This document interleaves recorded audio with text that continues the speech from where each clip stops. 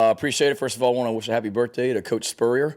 I know it's a big day for him, and thankful for the opportunity he gave me back in 2007 to come here and coach at the University of South Carolina, and for hiring me and for all I learned from him during those 4 years, and the lessons I learned from him, and how great Jerry, his wife, is as well. So happy birthday, Coach, and hope you have a great day, like I'm sure you will.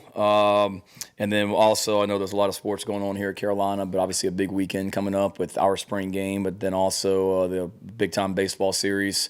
Arkansas still number one, with the number one ranked opponent coming in here as well. So should be an electric weekend in Columbia starting Thursday. So hopefully all of our fans will, with the new added seating guidelines over in the baseball stadium, hopefully a great opportunity for Gamecock Nation to get out there and support baseball Thursday, Friday, and Saturday, and find a time to get over to Williams-Brice Stadium on Saturday, and then any other sports that are going on this weekend in Columbia, which I don't think there are. If there are, I apologize to those sports. Looking back on last Saturday from a scrimmage standpoint, after watching the video, I thought we did a lot of really good things in our scrimmage last weekend. Going back at it, the defense, the first half of the scrimmage really controlled it, and a lot of that was the defense. A lot of that was, the offense and self-inflicted mistakes. That's been a point of emphasis with us, of just not beating ourselves, has been all spring. But after watching the video, it was better than I thought from an offensive standpoint. Just can't have the pre-snap penalties. The efficiency in and out of the huddle has got to be better. All the mechanics that you have in a normal game, we've certainly got to be a lot better at that. The second half of the scrimmage, I thought it was a great battle. It was an opportunity. We're about halfway through. It wasn't going the way the offense wanted it. They had I think, 3 pre-snap penalties in the first half of the scrimmage. There was an 8-play sequence in the scrimmage in the first half of the scrimmage where we had 3 turnovers and 8 plays. Now that's going to get you beat. Now credit the defense for knocking the ball out. O'Donnell Fortune had an amazing interception. That was one of the 8, but we can't turn the ball over like that offensively. So everything is kind of going against the offense at that point. That was essentially the halfway point of the scrimmage, and then we called it up and kind of challenged them to see how they would respond. And I thought we had a really competitive, energized scrimmage the rest of the way last Saturday, and like the way that our guys competed and played, and then some guys really stood out. I thought Zach Pickens had an amazing day. Seemed like he was in the backfield every snap, and really excited about the spring he's having, and as well as a lot of guys that got some opportunities last Saturday as well. This week, very much like a game week. This will be a grind for our guys, and we've told them that. We've challenged them this week from a mental and physical toughness, mentality, all that. Normally we practice, take a day off, and just meet and lift, practice, next day meet and lift. Because of the way the schedule fell and the way we set it up, this is very much like a game week. We practiced yesterday. I literally just came from the practice field into this press conference. Tomorrow is a wellness day here on campus, so our guys will be off, and then we're back with practice on Thursday, practice on Friday, play on Saturday. So it's a great opportunity for us to see how these guys handle that. Can you fight through the bumps and bruises? Can you fight through the practice 12, 13, and 14 of spring practice, and see how we respond? And so far, so good. Thought we had a good day this morning. I know a lot of you guys were out there at the beginning. We got a lot of guys banged up right now, and a lot of guys that weren't able to practice. We had some guys get nicked up in practice. We got we have a staff meeting here at 4 o'clock this afternoon, so we'll see where we are from a health standpoint. But the guys that were out there thought it was a good day today. We've really hit this week situations. Yesterday, we focused on coming out situations where the offense is backed up inside their own 5-yard line, and we got to flip the field position and get the ball out of there when we're pinned back deep. Today we worked what we call 4-minute, so the end of the game. The offense, or South Carolina's offense, is winning, and we've got to try and run the clock out. And defensively, we're losing, and we've got to get the ball back for our offense. So I had a couple really good segments of that we can teach off of, and that was good. And like I said, day off tomorrow, and then back at it Thursday, Friday, and then play on Saturday. So excited about that, and excited to get out in Williams-Brice Stadium in front of our fans, or many of our fans, on national television, and go play. Our plan for Saturday is to divide up into 2 teams. evenly matched. Not necessarily, it's not offense versus defense. I literally came in here early on a Sunday morning after our first scrimmage and just kind of went through in our staff room and just basically built the teams and tried to make them as evenly as possible. And that's our plan right now. Our coaches would be split up on two different teams, Garnet and Black. Plan would be for Coach Satterfield and Coach White to kind of bounce back and forth and call it for both sides, both teams, call the defense and call the offense, and make it as much like a game as we can. That's the plan right now. Obviously, from a health standpoint, we've got to see where we are. You know, there were some positions today when we finished practice that it would be very tough if things stay the way they are right now on Tuesday for us to be able to have a game if we don't get some guys back at some certain positions. So keeping our fingers crossed that some of these bumps and bruises will heal up and our guys will be healthy enough. We'll have enough of them healthy enough to go out there and compete on Saturday, which we're optimistic we will. But we'll meet today as a staff and see where our guys are on Wednesday and make a final decision. But that's our plan right now, and hopefully we'll be able to get those teams to you probably Thursday morning early would be the plan right now. So we'll see where we are then, but that's the plan going forward. With that, be glad to answer any questions. David Cloninger with the first one. Hey, Shane, thanks for doing this. You just mentioned some of the health problems with two guys specifically, Marshawn and Kevin Harris. I mean, Marshawn's coming off the knee. Kevin, you saw what he could do last year. What was the plan for those guys, even if they were fully healthy? Were they going to get a whole lot of snaps this Saturday? Even Marshawn, you mean, if he was healthy? Yeah, certainly. Marshawn and Kevin. Yeah. You know, if so, yeah, absolutely. I mean, we got to be smart. There's other backs that we certainly need to see, and Kevin's competing, and he knows that. I think Zaquandre White's had a great spring. I think Rashad Amos has had a really nice spring. So Kevin, we talk about it all the time about competition, and nobody has anything sewed up. So regardless of what anybody did last year, we're competing our butts off in spring practice every single day, and Kevin knows that. And Kevin's certainly fighting through some things right now from a health standpoint and showing some toughness, and I commend him. I mean, we challenged him after Saturday. Some plays that he had on Saturday that he probably would like to have back, and we challenged him yesterday, and he went out yesterday and I thought had a great practice and showed up in some special teams drills that we're doing, competing. So we're all competing, but yeah, we wouldn't have held anybody back if Kevin and Marshawn or whoever was completely healthy. But there's also a point where there's some other guys that you want to see in those game situations, and Kevin has certainly had a lot of reps in real live game situations. So let's get some of those other guys in there and throw them in the limelight and get them some reps too. So it would have been a healthy balance to answer your question, David. Mike Yuba.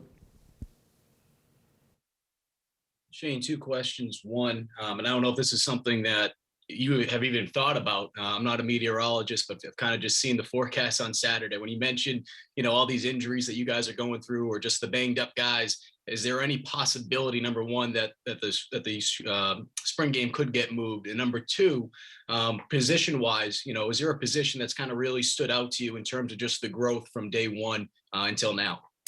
Otherwise, I haven't had any discussions. You sound like my wife. She's texting me and calling me like every 90 minutes with a weather report for Saturday. So I've certainly seen it. I had one year at Oklahoma where we were scheduled to play on a Saturday and we moved it to a Friday night, literally like 2 days before the spring game. But no, we don't have any plans at this point. You're the first person other than my wife that's brought up the weather, so congrats on that, Mike. From that, but certainly something to think about, and we'll monitor. But keeping our fingers crossed that we've had such a beautiful spring of practices out here. Haven't had to go inside one day for anything. It's been amazing weather-wise. So hopefully we'll be able to finish it up with the 15th and final practice on Saturday in the stadium, as scheduled. And then one position group. I mean, I think each day different groups have flashed each day, so it's hard to say just one. I mean, I've been impressed. I'll say this with our receivers, though. I mean, I know they kind of got beat up a little bit, from last season and going into spring practice and didn't really know what to expect. But just the mentality that they approach every single day with, and I think the toughness too. You know, a guy like Jalen Brooks is battling some things right now, but you can't get him off the field. DeCarrion Joyner refuses to miss a rep. You guys saw him out there today in a blue jersey, which for us means, you know, no contact because he's got a couple bumps and bruises we're trying to take care of. But he refuses to miss and spends a lot of extra time up here. So I've been impressed with those guys at the receiver position and just their desire to get better, which they've shown that each and every day. And then I think throughout spring practice, there's a lot of position groups have flashed fairly consistently, which I'm excited about. You know, and there's definitely not one group that I look at and say they're not where we need to be. I mean, we all got to continuing to get better. Don't get me wrong, but no one that I've looked at and just said has been bad all spring by any stretch. Dick Cox. Hi, Coach. What are your goals and expectations for your first spring game, and what would you like to see accomplished in this game? Stay healthy for one. You know, that's obviously a goal. You know, to make sure we get out of there healthy and go into the summer. But you know, I think a lot of it will just be the the mechanics and the efficiency that we're able to operate with. I mean, we're not. It's on television. We're not going to come out there and just throw the whole gamut at it for the whole world to see of everything that we're doing offensively, defensively, and special teams. So it'll be very simple, where we can let our guys just go play and compete and make plays on television and in front of a crowd. And having said that, you know, want to see how our guys operate in that environment because they haven't been practicing in front of a crowd all spring. And we've got some guys that are new here that haven't played. You know, frankly, a lot of guys, whatever the attendance is going to be on Saturday, frankly, we got a lot of guys, whether they're coming from high school or smaller colleges, that have never played in front of a crowd that's going to be as big as we're going to have in Williams-Brice Stadium on Saturday. And just seeing how our guys respond, seeing how the coaches handle it, being able to get being two different teams and two different sidelines and press box to sideline communication, getting players in and out of the game, and can we operate efficiently and not have delay of game penalties, all that stuff. We weren't where we needed to be last Saturday from that standpoint, so we certainly need to be better this Saturday. But those would be two goals, Dick, that stand out to me. Paul Meyerberg, USA Today. Hey, Shane, good afternoon. Hey, Paul. The recruiting calendar is going to open back up on June 1st, run through about the end of that month. I know that's a little bit in the distance, but have you thought about how crazy those few weeks could be for you and your staff, and how you might utilize the opportunity to work out kids who come by on unofficials? Yeah, no, it's absolutely. I've thought about it, think about it every single day in regards to what June's going to look like, because it's going to be crazy. And from the time, you know, June 1, when it opens up, I would hope that we'd have prospects here every single day until it goes to a dead period. I mean, there's a lot to sell here in Columbia, South Carolina. There's a lot of great things going on here in our football program, and I am so excited and so eager to get these prospects on campus so they can feel the energy in this building and what's going on in this program and where we're going as well. So excited about that. You know, the staff knows that normally I think a lot of places you know, Oklahoma, for example, normally the coach's time off or vacation would usually start around, you know, the June 13th, 14th, 15th. Well, not this year. I mean, you got to be ready to work 7 days a week, the whole month. Not to mention the camps that we'll have going on as well. But yeah, it's an interesting new rule as far as being able to work out guys on unofficial visits, and it'll be interesting to see how that's handled. But yeah, we've spent a lot of time on that. Me personally, just thinking about it, what we want it to look like. Talking about it as a staff and eager to get busy on it. But it's definitely it's a May from a coaching staff standpoint that'll be different for a lot of coaches than we've ever had before, because normally in the month of May we're all out recruiting, or the assistant coaches are, and then the players are home. Last May, nobody, or at least we weren't in Oklahoma, was in the office working because everything was shut down. And then this year will be the first May where coaches are, you know, not on the road recruiting in the month of May, and we're able to come in and out of the office each day, but your players aren't around. So that'll be a different May. And then June certainly will be unlike anything that we've been a part of. But I've talked to a bunch of head coaches and just reached out to, you know, friends in the profession, just kind of seeing how different guys are approaching mainly the month of May, because that is a little bit different as well. Thank you. Thank you. Coach, the next question comes from Ben Portnoy, the new beat writer for the state newspaper. All the way from Stark, Vegas. Yep, all good. But, Welcome. You know, my wife's from there. My in-laws still live there. So my father-in-law is the sheriff over there in Oktibbeha County. So I may have to get him to pull some records or anything. Make sure you're all right before we go forward. yeah, Welcome. I hope I passed the background check. But Shane, just to clarify, do you expect Kevin to be able to play on Saturday? Or is that kind of touch and go right now? Oh, I do. He practiced. He scrimmaged Saturday. He practiced yesterday. He's got a little bit of just, some a couple little things that were bugging him today that we held him out of practice today. But, yeah, I anticipate him being able to do some things on Saturday for sure. And kind of just to follow up on that, I mean, obviously with starters and guys like that, I mean, do you expect to let kind of the ones and those kinds of guys go for most of the way, or is that how do you kind of plan on working through that? We'll play it by ear, and again, a lot of it goes back to where we are from a health standpoint and at certain positions, because really, a couple positions right now, there's basically the ones, and then it would go. That's about it. So we've got to be smart about how we're using guys. If there's 90 plays, for example, 45 on both sides, I would hope that JJ and Luke Doty or whoever, they aren't taking all 45 for their entire team. We want to get everybody in there and see what everybody can do. But we're not sitting there saying that certain guys are only going to play certain reps. We'll have that meeting as a staff here later in the week and figure out the plan for everybody, like we would do in any game, not just the spring game. Mitch Brown. Welcome. Coach, obviously you guys are nearing the end of spring ball. What's it been like in implementing these coaches and learning these players? You look out there at practice and you see there's a collective of personalities that you guys have out there coaching-wise. How do you feel like that integration has been for the players and building those personalities and relationships up? I think it's been fantastic, and knock on wood, I love it. I mean, I wish we had 15 more practices after Saturday. One, because we need it, but two, because I'm having so much fun out there, and I think our players would tell you the same thing as well. It's been great out there.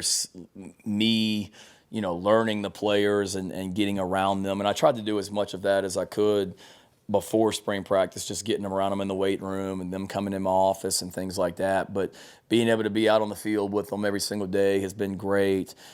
Getting around the coaches, and I had coached with some of these guys before. Some of them I had never coached with, and being able to just see their personalities and how they teach and all that has been fun. And you're learning a little bit every day, me about the staff and the team, and it's been fun. It's been a learning experience for sure. But I think the connectedness that we have out there and the vibe and the energy is fantastic. I've had a lot of people that have, whether it be the officials that we have at practice each day or guest or a former player or whoever, that have commented just how great the energy is out there and how positive it is and the vibe on the practice field. So I like it. And obviously, that's only through 12 spring practices. So we got a long ways to go, and it's a long season coming up and all that. But as far as where we are right now, I couldn't be more fired up about it. Colin Taylor. Shane, you joked a little bit in your last media availability about throwing to the tight end more as a fan service thing. Do you anticipate maybe having like a 4 tight end, 5 tight end set out there just to tease fans a little bit? Maybe. Who knows? We may start the game with a 4 tight end set and guarantee that the tight end is going to catch a pass, something. But no, I mean, like I said the other day, I mean, it's up to those guys to earn, the right to get more reps. And I think I've mentioned it before when I was at Oklahoma. I mean, my first year at Oklahoma, we may have used a tight end on the field, I don't know, 20 plays a game in 2018, my first year at Oklahoma. And by this past season, we never came off the field. And usually we had 2 tight ends out there. So I think it's all getting your best players on the field, getting your best personnel groupings on the field. And if our tight ends are one of our, are bring so much to the table from a value standpoint, and we're certainly going to get them on the field more than one at times. And if not, then they won't be. We'll play with 4 receivers or multiple running backs. Obviously recruited Jaheim Bell a little bit at Oklahoma, and he's with you now. What have you seen from him, and what kind of weapon versatility-wise could he be for y'all this year? I'm excited about him. I think he can do a lot of things. I mean, we liked him at Oklahoma offensively, but if he wasn't playing offense at Oklahoma, our defensive staff loved him as a linebacker. And I think he can do a lot of different things. Offensively, we haven't tried him on defense, but he could. Special teams wise, he's got a great skill set. He's good with the ball in his hands. He's got an edge about him and a toughness about him, which I love. And with him, it's just, the challenge and learning every day, the mentality that we got to approach every single day with on and off the field. But I know he's hungry and motivated to have a great year. And I've been excited about the spring that he's had also and what he brings to the table, because he's a guy that you can do multiple things with and put him in different places. Eric Boynton. Yeah, Shane, if a worst case scenario came about in the next 2 days and you weren't healthy enough to play Saturday, is there a window to where you could push the game back, or would you just simply have one final practice? And it would be tough to adjust anything. One, our guys, I believe the last day of class is Monday, and then exams start shortly thereafter. And then the NCAA allows you a certain time frame to get your 15 spring practices in. So it would be very tough to adjust anything on the back end. But I'm a glass is half full, positive energy, positive thinking guy. So I haven't even thought about that aspect of it. I'm just trying to figure out how we can have a great staff meeting this afternoon, and let's have a great Wednesday tomorrow. Helmer Granahan. Kind of going back to the recruiting calendar stuff, was there much talk amongst your other head coaching friends about wanting to have May available for you guys to have guys out on the road, or was that just something y'all were just happy to have the dead period end and just? I think it was more. I can't remember that discussion coming uphill, to be honest with you, in regards to being able to go out in May. I think we would have loved to have done it from a coaching staff standpoint. I doubt many high schools would have been fired up about hundreds or thousands of college football coaches coming into their high school buildings right now, or going to practices and things like that, especially with a lot of kids not even being in school in certain parts of the country right now as well. So I think that was more probably from a coaching standpoint, that we knew that wasn't likely to be able to do anything in the month of May, and everything was just pushing to get out or be able to get guys here in June. So there's certainly been a lot of push about that. We meet as SEC head coaches on Zoom every 2 weeks. We meet, and got another one coming up here in 2 days. And every meeting I've been on those calls, they've all been about what do we got to do to, open things up in June safely and be able to get guys on your campus. And we're all excited about that. I would assume at some point you guys will maybe try to cross that bridge for the fall as far as being able to send your staff out on the road. Is that something you anticipate? Absolutely. Absolutely. Yeah. It looks like we'll have more opportunities, knock on wood, but looks like we'll have more opportunities as a staff, as throughout the country, to go out in the fall and be able to go to high school football games, which would be awesome. We missed that, and certainly missed it last year, just from a fan standpoint of what high school football games on Friday nights mean across the country. You missed being part of that. I know I did as a college coach, but then from the job part of it, being able to go out and evaluate guys and watch them play in person and how do they compete, and being around high school coaches and getting back in the schools. I know our staff is excited for that, hopefully happening in September, and I know even me as a head coach would love to be able to get out and do that when the time fits as well. Steve Moulton. Coach, you started with wishing a happy birthday to Steve Spurrier, and I cannot help but want to ask if there is a quintessential Steve Spurrier story you have either on or off the golf course. I've told the one on the golf course a couple times, for sure, when I got kicked out of his group. There's so many. I spent 4 years here, and I would tell my dad things, or my dad and I would be talking, and he used to always tell me, you should write a book just about all the Steve Spurrier-isms and things like that happened over my 4 years, which I haven't written a book, but I definitely took about 4 pages of notes during my time as well. And I apologize if I've told this one, but one on the field was, you guys know Coach Spurrier. He definitely he didn't sugarcoat things and definitely said what was on his mind. So we played up at North Carolina in 2007, I think that was, and had a game where the offense really didn't do much in the second half. I was coaching defense that year, but I was also in charge of like the punt block team. So the team, we were on punt return, we were trying to block punts, return punts, things like that. And with Coach Spurrier, especially when the offense isn't doing very well, it's all about getting the ball back for him. And I can still see it clear as day. It was over on our sideline. We had Jared Cook lined up. We knew we were going to have an opportunity to block a punt. We actually had 2 guys come free on our punt block team, and they basically both got back there at the same time. Neither one of them somehow or another was able to block the punt, but we did rough the punter, which gave North Carolina a first down, which I didn't hear the end of it on the sideline for the rest of the game, because that was a game where we were struggling offensively to move the football, and it all kept coming back to roughing the punter and how everything just went downhill from there. So the next Monday, I guess we had media availability, I think, on those Monday nights, and I still remember standing outside the old weight room. Probably some of you guys were there, and I was right at the bottom of the steps. And you guys were asking me some questions about the North Carolina game. Coach Spurrier walked in the door, and he gave you the old Beamer. I don't know what are you talking to those media boys about? I don't know what those media boys would want to talk to you about. What are you telling them? How to rough the punter? And that's all he said as he kept walking up the steps. So I'll have good Spurrier stories for you each week. We can maybe have a HBC story time or whatever, but that was one of them. But yeah, getting kicked out of his group at Sage Valley because I wasn't hitting the ball well after the first 2 holes, that's an all-timer also.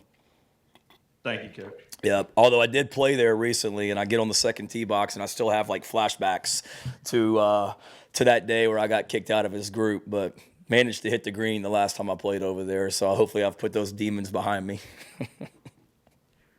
Phil Kornblut.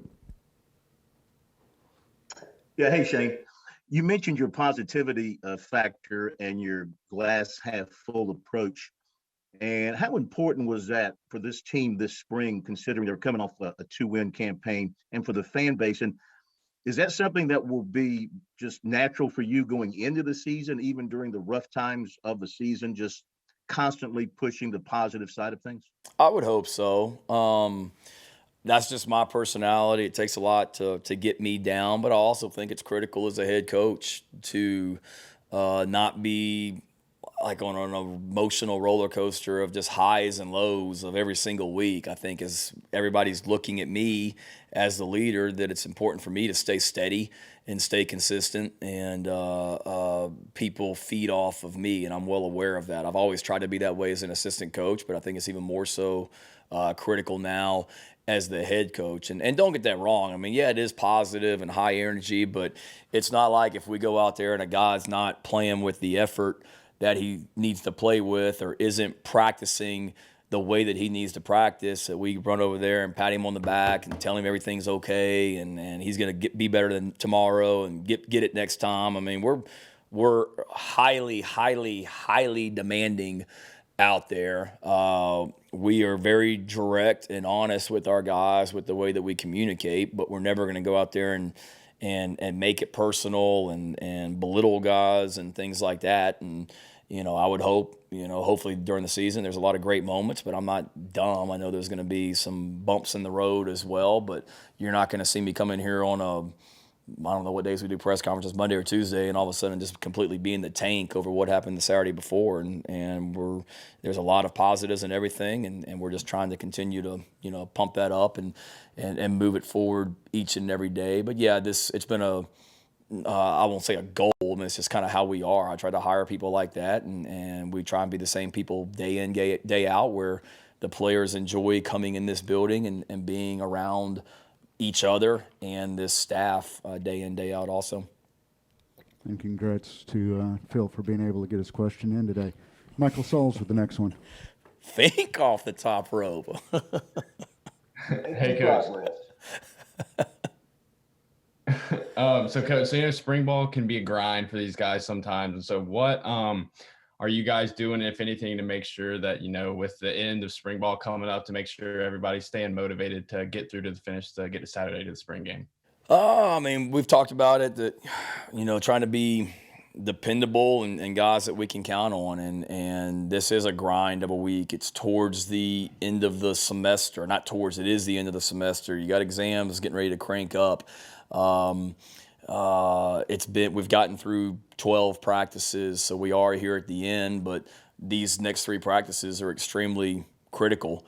And for us as a football team, but then we talked to our guys about it after practice today as well, just for a lot of individuals that we need to see take a step here in the next 3, excuse me, here in the next 3 practices, that we've got some guys that really need to take a step forward to see, if we're going to be able to count on those guys this season and what their roles are.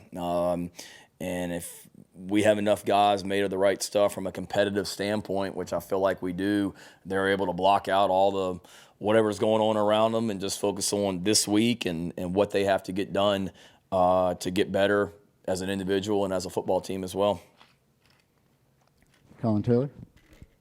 I saw your tweet too, Michael. You don't think watching our tackling drills is fun at practice? That's a lot of fun, man. Hey, that was fun.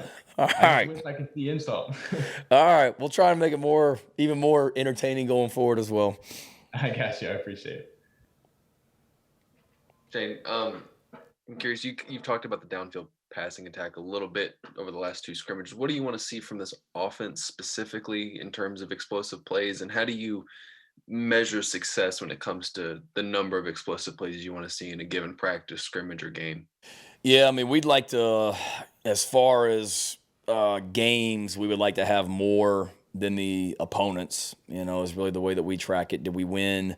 We talk about how we're going to win football games, and one of those is winning the explosive play battle, and to win it, you have more than the opponent does. And we make a big emphasis on it in practice as well, of when it happens, showing it, in the meeting the next day and talking about it, good and bad from an offensive and defensive standpoint. And that's not just big passing plays. I mean, explosive plays are in the running game as well. And we've had a lot of explosive runs this spring practice. Too many, Coach White would say, not enough, Coach Sapp would say, but I feel like we've had a lot of explosive runs. Now we've got to continue to be able to run the ball well and now create those explosive plays downfield, and shown signs of it. And hopefully we'll, from an offensive standpoint, see some of that on Saturday.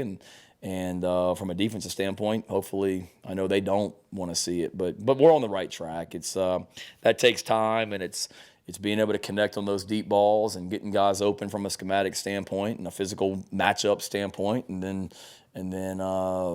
finishing the catch as well. Mike Yuba. Shane, I know as a coach, you probably get sick and tired of when someone says, all right, what can you tell me about this player or that player? But I have to ask you in terms of walk-ons, because I know that was such a big thing that you made public when you came in here. What have you noticed from some of these walk-ons? Is there anyone that's been really standing out, and not necessarily from a making plays standpoint, but just making an impact, whether it's energy or just, being able to bring this team together? Is there anyone that really comes to mind so far? Yeah, I've really been impressed with that group, and I think I said it in here before. I mean, it's a great opportunity for a walk-on that's currently in our program or one that is in high school right now that will be joining our program. They're coming into a great situation because, scholarship-wise, we're not going to be where we need to be from a full allotment this year. most likely as it stands right now. So it's a great opportunity for a walk-on to be able to come in and compete. And I don't mean to dodge the question, but it's the truth, Mike. Like, I really don't know who every walk-on is and who every scholarship guy is. Now, some people may say, well, what is he, an idiot? He's the head coach. He doesn't know who's on scholarship. I mean, I know that Jordan Birch is on scholarship. I get all that. But being able to go through there and quiz me on who's the walk-ons and who's the scholarship guys, I don't really know and don't pay attention to that standpoint because we treat them all the same. And it's not like, okay, the walk-ons, you get this, but everybody on scholarship, you got that. I mean, they're all treated the same, and they're all out there competing. And there's certainly some guys that we want to be able every year, this year especially, to be able to reward those guys and get some guys on scholarship when we're able to. And certainly there's a lot of guys that fit the bill right now and are doing a lot of great things because they're getting a lot of opportunities to go out there and compete. And we've had staff meetings where some of these new coaches are like, well, so-and-so is a walk-on. Like, I had no idea. Like, he's really talented. He's doing a great job. I just assumed he was on scholarship. And we've got a lot of that going on right now. Dick Cox.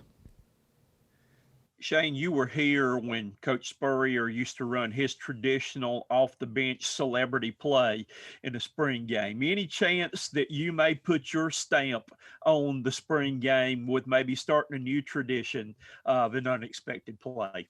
No, I don't know. We still got some time to decide. The offensive staff was interested in maybe implementing. There was one year that Coach Spurrier was going to make, when we had Eric Norwood here, he was going to make the defense play with 10 on the field to make sure that the offense scored some points, and felt like if we took Eric Norwood off the field and made the defense play with 10, that might generate a little bit more excitement for the fans. So I was telling the offense that story, and they liked that idea. But no, we certainly want to make it entertaining and have some fun Saturday for sure. But, you know, at the end of the day, we want to get out there and compete and make it as much like a game as we can. So who knows? You know, we may come up with some great ideas between now and then. But I think the throw off the sideline to the receiver in the end zone is probably a Coach Spurrier staple that would be hard to implement. Eric Boynton. Yeah, Shane, one guy who is a walk-on is receiver Trey Adkins. And I just wanted to get your impressions of him as a walk-on, kind of the work he's put in, and maybe what his chances are come this fall of possibly being able to, you know, crack that receiving rotation. Yeah, I think he's got a great opportunity. He's competitive. That's what I love about him. He shows up in our special teams drills and is always competing. He's got some speed to him. He's got some athleticism. He's got some toughness to him, and he's one that you certainly notice. I'm excited to continue to see continue to watch as he can as he develops as well. And I know last Saturday I mentioned. Or in one of these previous deals, James Bartholomew, who came out in the walk-on tryout and was working as our second-team corner last week in practice as well. So there's a lot of guys like that because of depth issues or injury issues are getting opportunities, and Trey is certainly making the most of his opportunity when he gets out there.